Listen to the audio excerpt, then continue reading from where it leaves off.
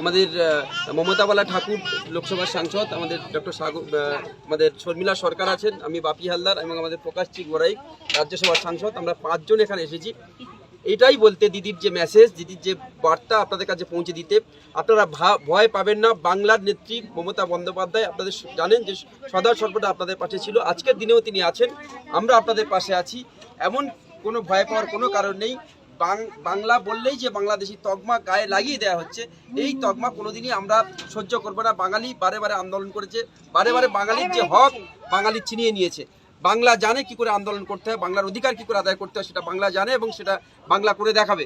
দিদি আপনাদের যেটা বলতে চেয়েছেন যে আপনারা সবাই সুস্থ থাকবেন, সুন্দর থাকবেন, কোথাও যদি সমস্যা হয় একটা নম্বর দেওয়া হয়েছে আপনাদের কাছে, নম্বরটা ইতিমধ্যে আপনারা পেয়েছেন, সেই নম্বরের সঙ্গে সঙ্গে যোগাযোগ রাখবেন, যোগাযোগ করবেন এবং মুহূর্তের মধ্যে পশ্চিমবঙ্গ সরকারের পক্ষ থেকে আপনাদের সাথে যোগাযোগ করে আপনাদের যাতে সুরাহা হয় সেই ব্যবস্থা সরকারের পক্ষ থেকে দিদি মমতা বন্দ্যোপাধ্যায়, আমাদের প্রিয় সাংসদ অভিষেক বন্দ্যোপাধ্যায় সে ব্যবস্থা করবেন।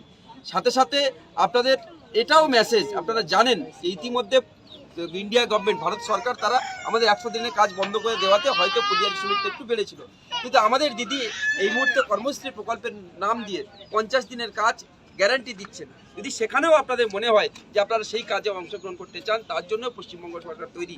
যদি আপনারা মনে করেন সেটা আপনারাও করতে পারেন। দয়া করে ভয় পাবেন না, সরকার আপনাদের সাথে আছে, আমরা সবাই আপনাদের সাথে আছি। আমরা কি করবো সেটা বলেন, আমরা বাড়ি যাবো না থাকবো? আপনাদের যেটা কমফোর্টেবল হবে, যদি আপনি মনে করেন। মেন কথা কি